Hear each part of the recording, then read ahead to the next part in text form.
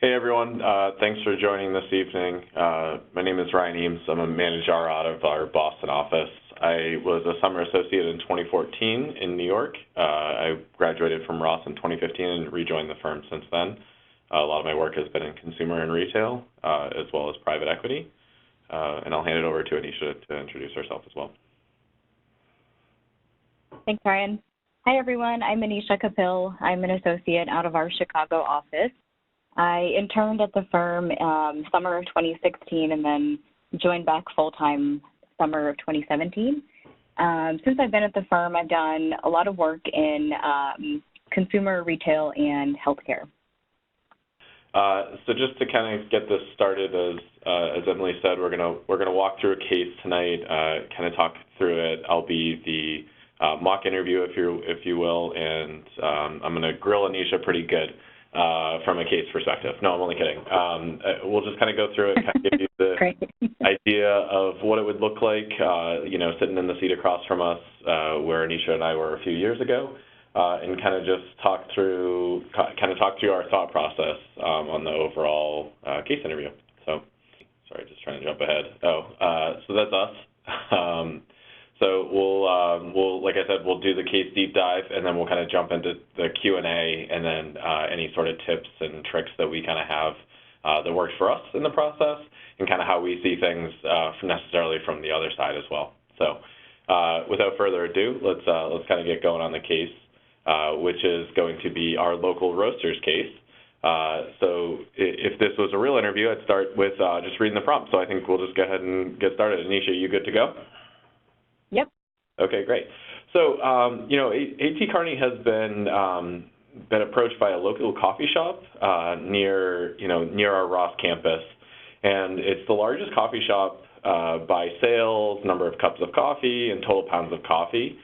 In Ann Arbor, but 2 weeks ago there was this E. coli breakout in the cafeteria at Ross's campus, and it has since been closed. So the kind of what's going on with local roasters since then, there's been a bit of a decrease in profit, given its big time presence on campus and how it's viewed by the town. And both from the college students as well as the Ross MBA students, they're very concerned about their profitability. And they hired us to help explain their current situation and provide any sort of recommendation that they could to kind of get the coffee shop back on track. The two key questions that we're going to focus on today, or that I'd like you to focus on and help me think through as we help local roasters, is what is or are the main drivers of their poor profitability? And then what are some possible steps that the company could take to address the issues and kind of restore profitability? Okay, great, thank you. So I just want to spend a minute clarifying, making sure I heard you correctly. So our client is Local Roasters. They're one of the largest coffee shops in town. They're quite popular, and a couple of weeks ago, the business school cafeteria had an E. coli breakout, and since then it's been closed, and Local Roasters has actually seen a decrease in profit. So they want us to figure out, what are some of the drivers of that profit decrease, and then what can they do to kind of turn that around? Yeah, that would be good. Did I understand you correctly? Okay. Yeah, that's right. Yep. Okay, just a couple questions that I have. I'm a little curious, though. The cafeteria closed at the business school, but Local Roasters remained open, right? So yeah, that's I correct. guess what is the relationship between the cafeteria and the coffee shop? So I think typically business students overworked from classes and recruiting and trying to keep up with their social life on campus used to get their fix of sandwiches and coffee and whatnot from the business school cafeteria that's been closed, but they also had done Local Roasters before. But I think that maybe it's a substitute for them to make sure that they get their caffeine fix. Okay, got it. And so you mentioned sandwiches. Does Local Roasters sell other things as well? They do. I think they have three main products, which would be the coffee, the sandwiches, and then, geez, what's the last thing that they had? Sorry, I just got to flip ahead on the webinar because I forget what it is. Is smoothies. Sorry. Okay, got it. Yeah, so they have 3 main products. Okay. Let me just take a minute to think through how I would approach this.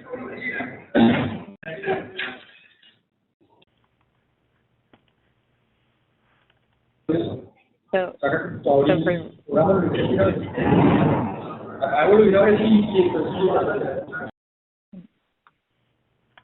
think someone may need to go on mute. But I'm basically right now just writing down a framework that I could use to think through the situation. So just wrapping that up, and then I will talk through it with you. Yeah, please take a minute and work through your framework, and let's, and then walk me through it afterwards. That sounds good. Okay.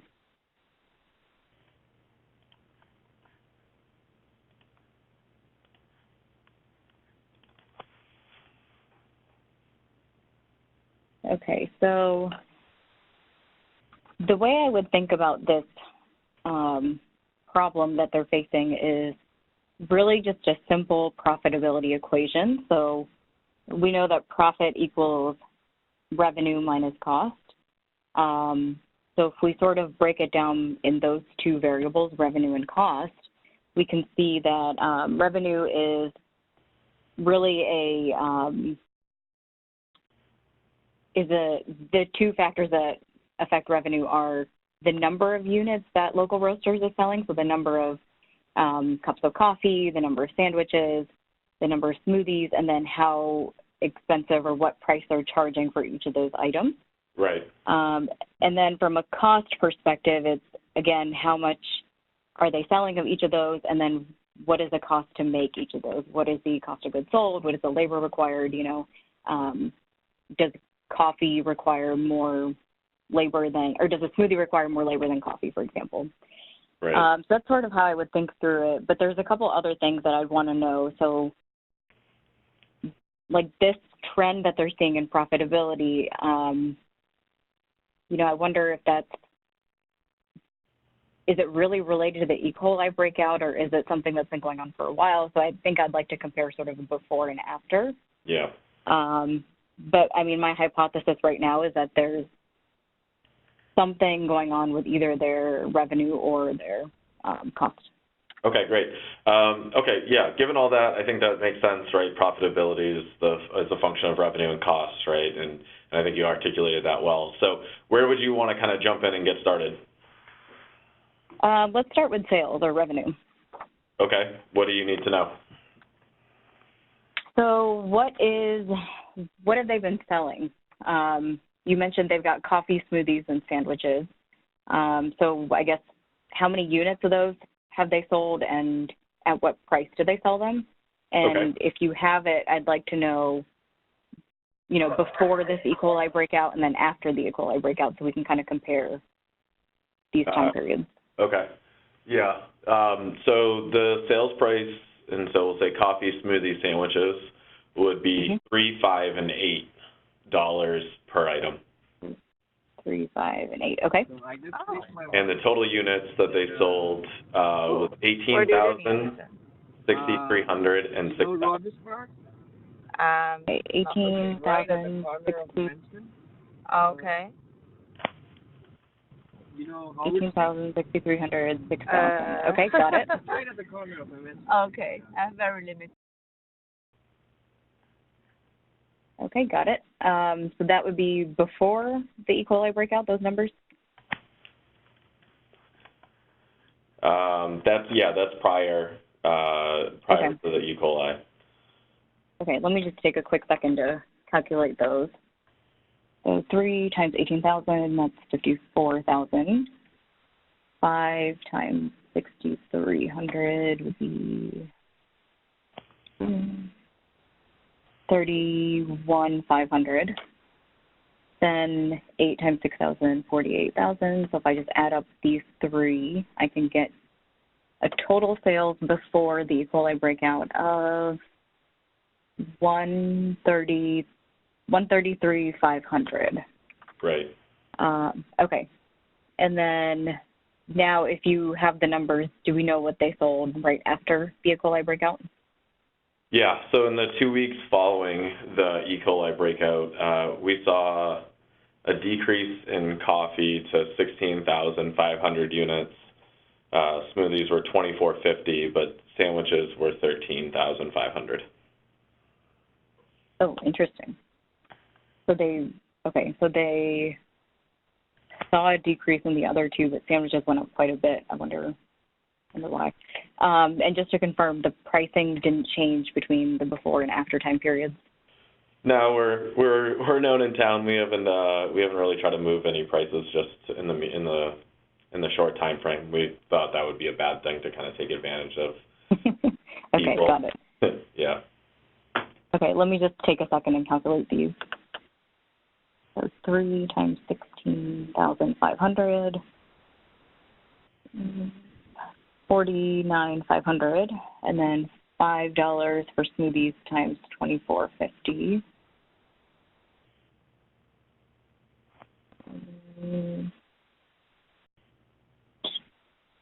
12,250.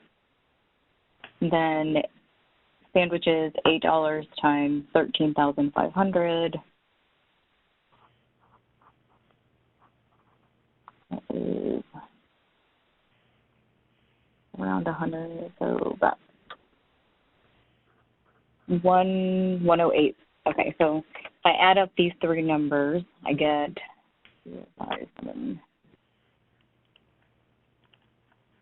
around $170,000. So exactly would be $169,750. Okay, so their sales actually went up after the E. coli breakout, which is interesting because their profit went down.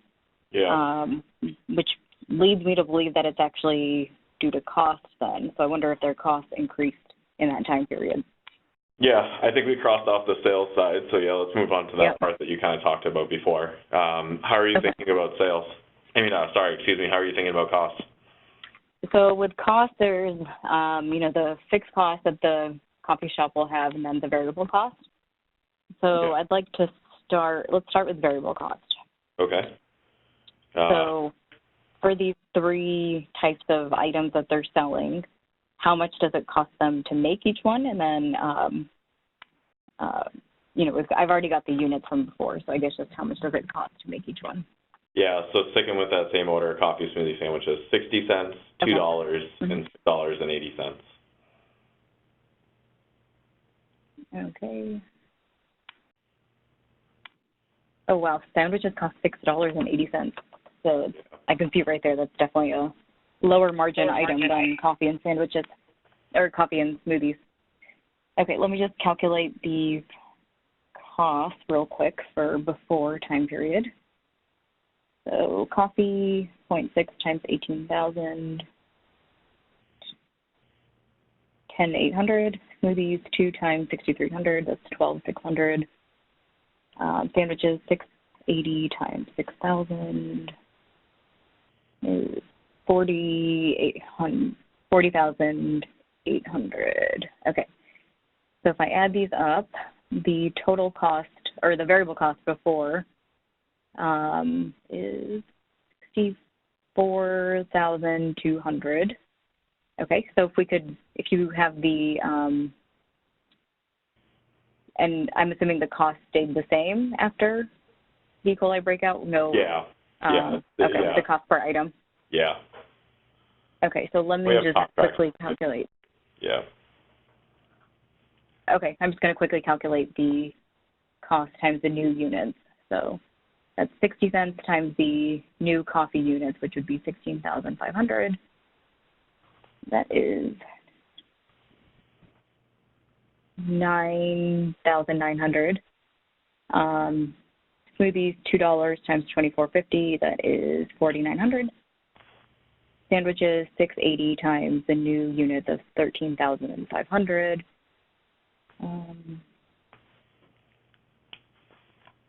Give me a second. That is 91,800. So variable cost after the equal I breakout, sum of those is 106,600. Okay, so their variable cost went up quite a bit. And just based on the number of units that have changed for sandwiches, it makes me think that they're selling more of a less profitable item. Right. So that's definitely something I want to come back to in a bit. Okay, so we've done the variable cost. Can we go into fixed cost? Yeah. So if we're in person, I'd share this data set with you. But on the screen, we can see what the fixed costs kind of look like.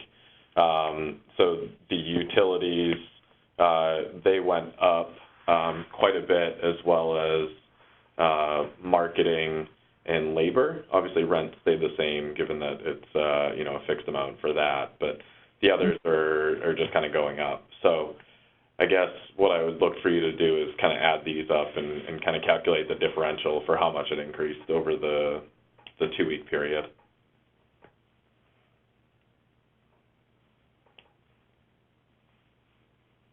Sure. So, okay, so just the 128,750 minus 74,500.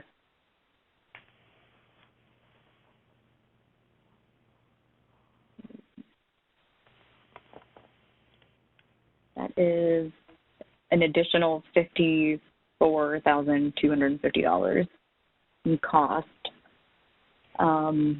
which we know is mostly driven by the variable cost. There's some things like labor, which is interesting that went up significantly, which, just based on the labor required to make a sandwich versus a cup of coffee, I could see why that went up quite a bit. Yeah. Utilities, I don't really get why that would more than double or almost double, but maybe they're staying open later or, we have coming in earlier or something. Yeah, we have a panini press that we run. I think that was overheating or something. I see. I don't know, we might have Not to good. add one or something. So, yeah, some interesting takeaways right there, right? I think the labor is one that we want to focus on. I think you prioritize that well, because that's the biggest driver, right? So I think what we should do from here is understand what the pre and post net profit was before and after the E. coli breakout, and then the corresponding margin to kind of understand, so we can kind of nail this down for our client to help them with their financials, because they're just all about the coffee and trade and sustainability and building the community, and they've just kind of had this sense of the profit dropping. So let's crystallize that for them. Okay. So I think the way I would do that is we've got sales, we've got costs, so I can just quickly, subtract those out and give you a net profit number. Sounds good. Okay. So for before, our sales were, let me just grab that sheet, 133,500, and our cost was 74,500. That's the variable plus the fixed. So our net profit before is 59,000. And then after, our sales were 169,750, and our cost was 128,750. So the nice round numbers. The net profit afterwards is 41,000. So if I just do a quick estimation to figure out the profit percent, that would be, so for before they were about 50%. Afterwards, their profitability is about, call it 25%. Yeah. So yeah, definitely a significant decrease, and I can see why they're really concerned about this. Okay, yeah. So I'd say 50 and about 25%. Okay. Got it. Yeah. So we had a significant drop off there. So I guess that kind of answers our questions. I guess from a profitability perspective, I guess what were we trying to solve for? Yeah, so if I go back to the original questions that we had, they were, what are the main drivers of the poor profitability, and then what can we help our client do to get back on track? Yeah. So if I think about what we've sort of uncovered through this analysis, I see a few things, or a few reasons, I should say, why their profitability has been declining. First is they're selling more of a lower profitability or lower margin item, so sandwiches. Right. And this makes complete sense given that the students don't really have another option, like their cafeteria is closed, so they're probably coming to local roasters to, get lunch and, snacks between classes. So it makes sense that local roasters is selling more sandwiches, so that's definitely one of the reasons that that their profit has decreased. Second would be maybe these sandwiches they could be cannibalizing other products, like their smoothies or something, which are actually profitable, much more profitable. And then the third is just from a fixed cost perspective, their fixed costs of labor and utilities and marketing and whatnot all have gone up just to account for this increased volume. So I would say if I had to sum it up, it would be from a fixed cost perspective, those have increased, and from a variable cost, they're selling more of a less profitable item. Okay, got it. Yeah, so I think those are right? I think that's the biggest driver, is that huge volume increase from the sandwiches perspective. At least that's what we kind of noticed. So I think that's spot on, right? We have the low margin on sandwiches, and then a decrease in smoothies, like you mentioned, and I think it was a huge jump in what are essentially fixed costs to run the business. So I think those are good call-outs. So I think from there, I think as you mentioned, you were thinking about what can we potentially do about that. What I'd love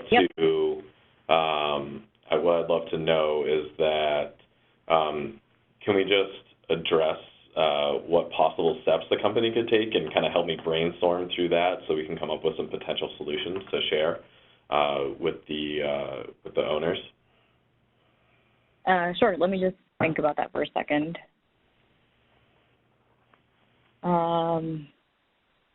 A couple that come up that just the top of my head would be if there's a way that they could lower some of their costs. So if they are really selling more sandwiches, is there a way that we can reduce the cost of those sandwiches?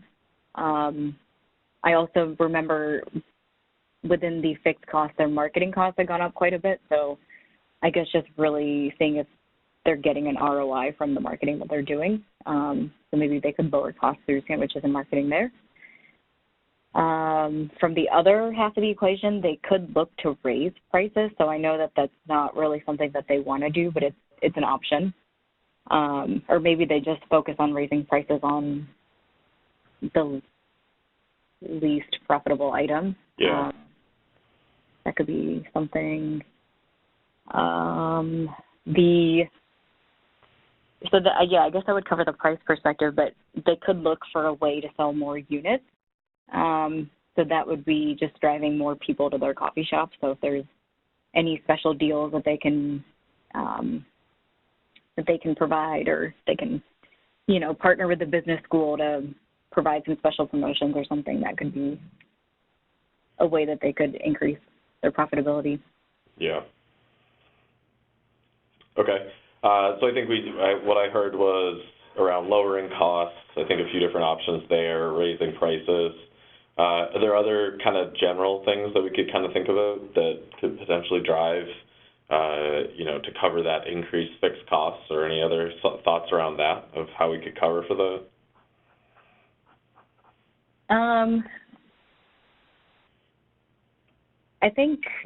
I guess just to build on the promotion piece, what they could think about doing would be maybe they have a special, like a lunch special where you get a coffee and a sandwich or something. So that way you're sort of offsetting the low margin of the sandwich with the coffee. So maybe some sort of bundling there. They could see if there's a way to partner with the cafeteria. So I know the cafeteria is closed right now, but eventually I assume it will reopen. So maybe they could find a way to partner with the cafeteria and either provide the sandwiches from them or get the sandwiches from them, like, you know, just sort of figure out some sort of B2B route instead of just focusing on the consumers. Yeah.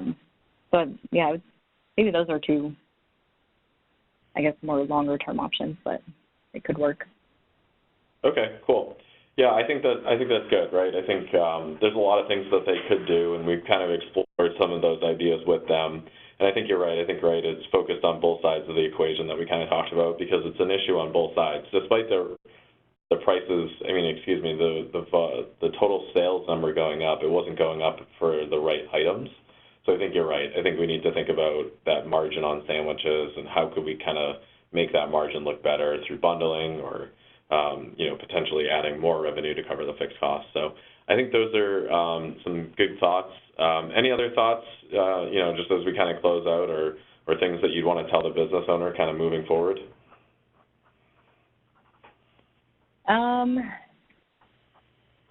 No, I think we have some good things that we can try, and some things that are pretty short-term and some things that they can consider more long-term, but I think we can figure out a way to get them back on track. Okay, great. Well, thanks for working through the case with me. This was an interesting discussion, and I appreciate you helping me think through it. Thank you. So that would basically conclude our case. It'd be something like that, or wrap up that way, and just kind of move on and kind of talk about the firm or something like that. But essentially, that's kind of how it would look for a case interview. So I think things that Anisha did really well is, right, I know that the numbers were on there and it made it look easy and things like that, but her doing the math accurately and kind of walking me through what her calculations were and how she was thinking about it, I think it made it really easy for me to follow. And I think it was, she was confident in her numbers, and I think that it was a pretty structured way. And I kind of gave her a little bit of coaching to say, hey, I'm going to give you all this information in the coffee smoothie sandwich order. And I think she kind of picked up on that and was able to kind of structure her notes, even though we can't see them. I think that was helpful. And just along those lines of structure, I think as we were brainstorming opportunities to close things out, I think she focused on keeping it structured, right? Oh, let's think about lowering costs and kind of what's going on with the margin, and then, oh, but what about the other side of the equation? And then, as I kind of pushed her on that, she thought about the raising revenue side and had a couple of those ideas, and just kind of how it would have fixed the margin. So I think all those things were really good. And then the other really good thing is that I didn't have to prompt too much for the so what's, which is what we're always looking for, because those are the insights that we want to share with our clients. So when, she noticed that sandwiches were $6.80 and, thinking back to our $8 price point, that's a really low margin item. $2.40 on a cup of coffee versus the higher price, the half that margin on the sandwich. I think that was her initial pullout from that, and I think those are kind of what we're looking for, to see how you think about that and the insights that you can pull from the analysis that you're doing through the case. I don't know, Anisha, anything to add on kind of how it went for you? Yeah, I think this is, the nature of this case is pretty straightforward. When you're thinking about profitability, it's usually a cost or revenue driver. But I think it's easy to, just assume it's going to be a simple case, but some of the numbers actually took some time to calculate, because you obviously don't have a calculator. And there were quite a bit of, I would say, little nuggets along the way that led me to the final conclusion. So you guys can't see my paper, but one thing that I was doing along the way was just starring things that I found interesting along the way. And then basically, at the end, when you're thinking about, okay, what are the main drivers of their declining profit, you just go back and look at your little stars or whatever you're doing to mark your little insights. So that made it easy for me to quickly figure out what the drivers were. Cool. So with that, I'll just take a quick look. The Q&A. Just looking, I don't know if Tricia, if we have any questions that have come through, Yeah. either you or Emily. Yep, yeah. So we've received some questions, and just as a reminder, you can submit any questions you have specifically about a case interview or the interview process in general. You can submit those through the chat function, as I mentioned earlier, to myself, that's Emily Wolowski, or Tricia Klingenberg, which I believe should be the first person in the drop-down list. But our first question, just to kick it off, and this, Ryan or Anisha, feel free to answer, but this case seemed to be somewhere in between interviewer-led and interviewee-led. Is that a common approach for a case interview? Yeah, I guess I'll jump in first. So I think it's a mix, right? For when I do it, I don't think we necessarily have a preferred method to say, like, I want you to calculate X. I would just adapt to what's going on in the situation.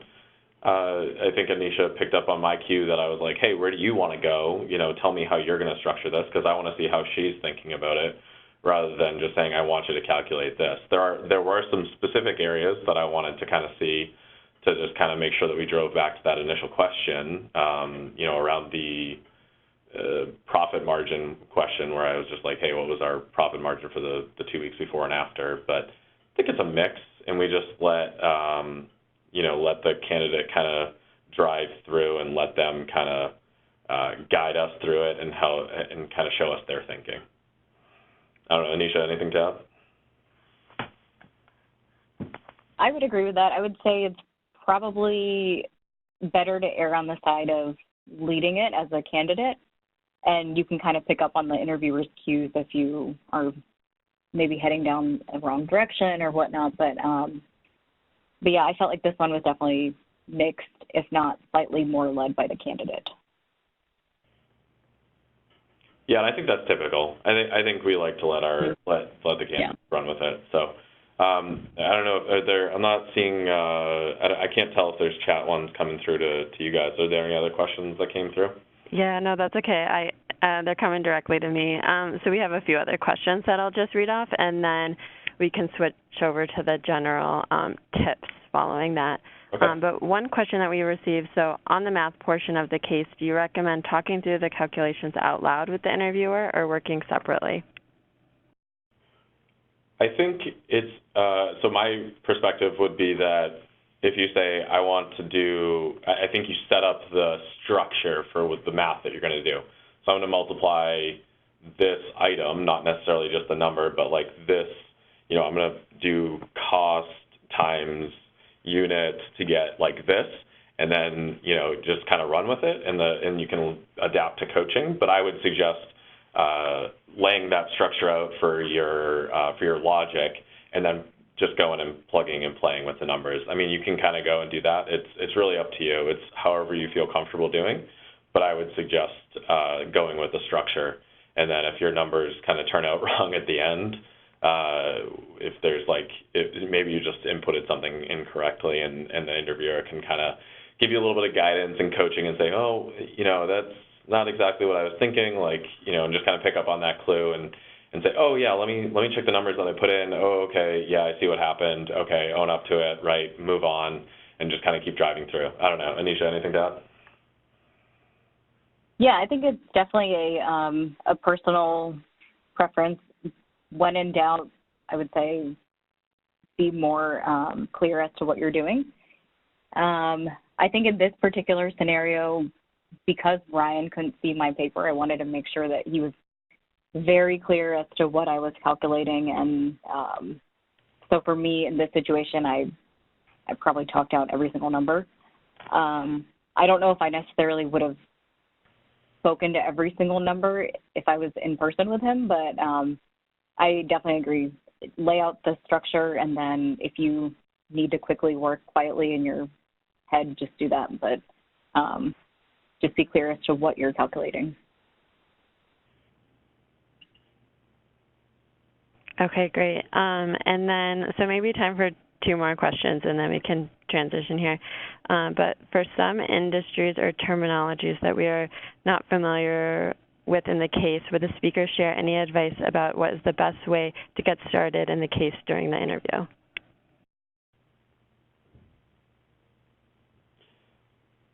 Yeah, I think it's, I don't think we expect you to know necessarily industry jargon. I'd say like standard business concepts, but if you need to clarify something for a specific term that you didn't necessarily understand, feel free to ask. That's part of the clarifying questions.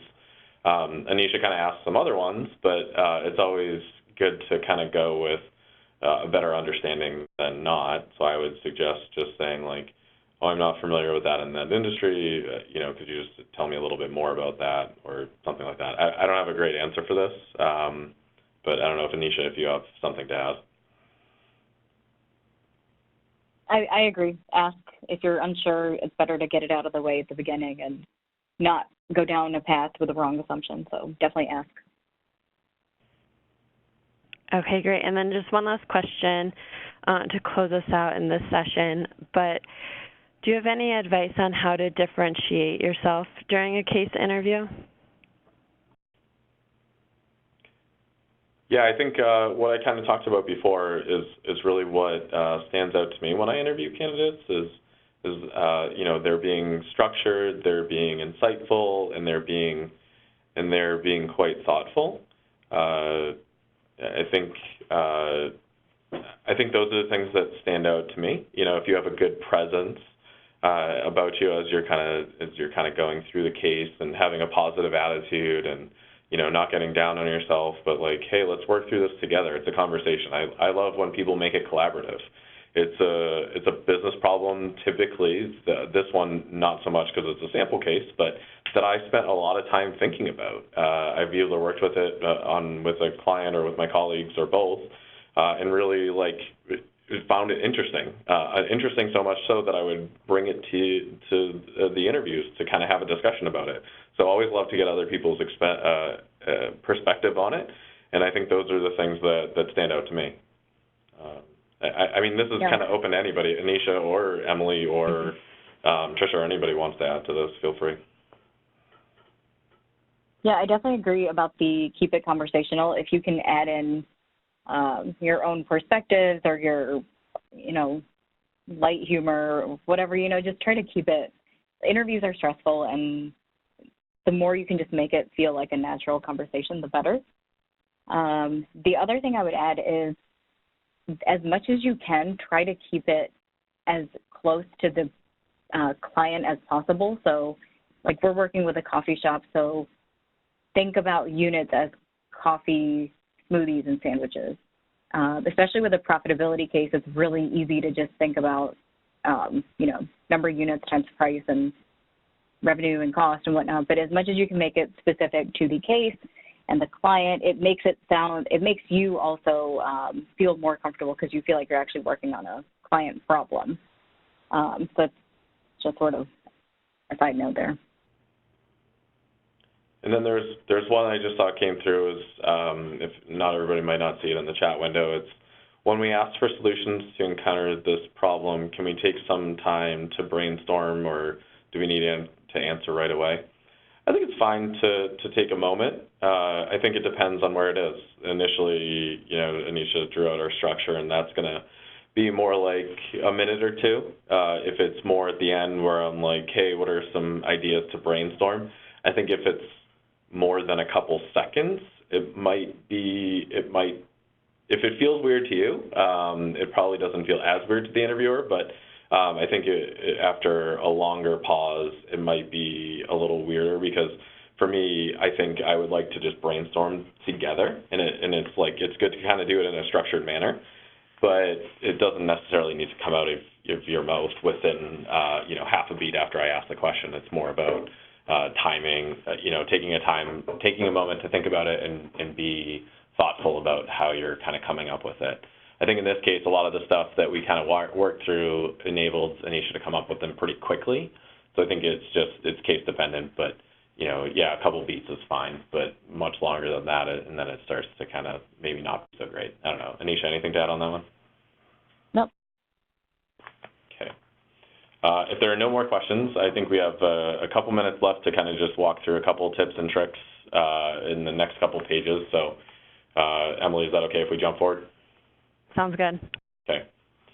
So general tips for the interview. As we mentioned, typically a simulation of a business problem that we've faced. It's going to be kind of complex, and what we're trying to do is think about your ability to think logically, and are you able to kind of do the right analysis at the right level, and think on your feet as we're kind of talking, right? That's part of the take a beat to think about it, but let's kind of jump into it and just be structured.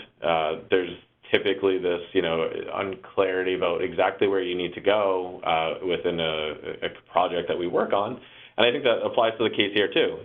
That's different from the question earlier about, I don't understand a term, rather than trying to find a way to structure the problem to kind of break it down into the pieces that you need to address to solve it. So I think kind of rolling through those with a structured mindset, it'll help you kind of figure out what the solution is. And it's not always about getting to the solution, it's more about your thought process in getting there and kind of helping us understand how you're thinking. And then, as I mentioned before, I think things that are important are, being able to communicate, as well as having a good presence about you, right? And making it collaborative and conversational, as Anisha said, where it's, in our industry, we're working with people a lot. You're around them most of the day. So it's good to be able to have those skills and show them in the interview, because I think it's important not just in the behavioral to show them, but as well in the case. And then, I think we're at time, but I think best practices just on the virtual interview is just, hey, make sure you're in a good spot where you're private and that you won't be disrupted. I think still dressing professionally, like you're going to be in an in-person interview, is important. And then just make sure you kind of start in there a minute or two early so that you make sure the technology is working, because it's, while we've worked with it a bunch, maybe it's your first time, so it can be a little finicky, but I think it's pretty good. But yeah, make sure it's just just pretend like it's in person. I think I don't think it's necessarily need to treat it any differently. And then I think Anisha talked about this earlier, having notes, structured thoughts, it keeps you organized and keeps you kind of, it shows clarity of thinking. And then I think that's it. So thanks everyone for joining. Appreciate the time on this Wednesday evening. I hope this was helpful and insightful, and best of luck through the process. Emily, I don't know if you have anything else to add to close us out. Just one last thing, and I mentioned it earlier, but if we didn't get time to answer your question, feel free to reach out to us to that careers.mba inbox. We're more than happy to answer any questions that you have about the recruiting process, so feel free to reach out to that. And thank you, Ryan and Anisha, for taking the time this evening to lead us through this webinar, and thanks everyone for joining us this evening. Have a great night. Thank you. Thanks, everyone. Have a good night. Thanks. Bye.